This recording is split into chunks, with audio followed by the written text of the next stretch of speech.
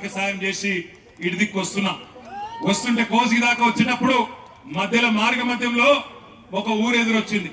పేద బోర్డు పెట్టున్నది, లగచర్ల గ్రామ పరిధి ప్రారంభం, లగచర్ల గ్రామ పరిధి ప్రారంభం అని రాస్తున్నది. మరి అప్పట్లో రేవంత్ రెడ్డి చెప్పిండు కదా, ఇక్కడ మా కొడంగల్ భూములల్లా తొండలు కూడా గుడ్లు పెట్టాయి కదా అన్నాడు కదా. మరి నిజంగానే ఇక్కడ తొండలు గుడ్లు పెడుతున్నాయా లేదా అని నేను, మా సవితక్క, నరేందర్ రెడ్డి అందరం అక్కడ దిగి చూసినాం. ఇప్పుడు మీరు కావాలంటే పోయేటప్పుడు మీరు కూడా చూడొచ్చు. లగచర్ల గ్రామ పరిధి ప్రారంభం అని బోర్డు ఉంది.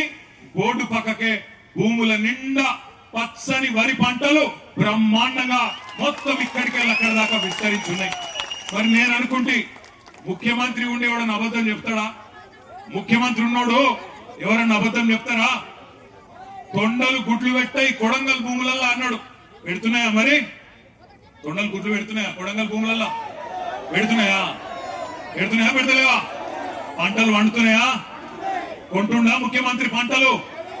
బోనస్ ఇస్తుండా? కందులు కొంటుండా? రైతు బంధు పడ్డదా? మొన్ననే చెప్పే కదా ముఖ్యమంత్రి అబద్ధం చెప్తాడా? మీరు అబద్ధం చెప్తారు.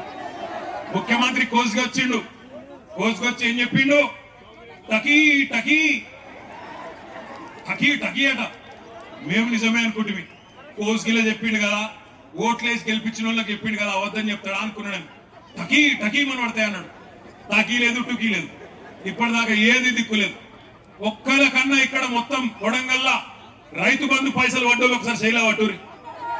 రైతు బంధు పైసలు పడ్డాయా? ఒకసారి పడనోళ్ళు శైలా పట్టండి.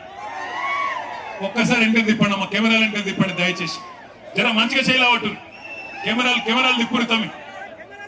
రైతు బంధు రానోళ్ళు చెయ్యూపురి అడ్డం ఇట్లా రాలేదు. రేవంత్ రెడ్డి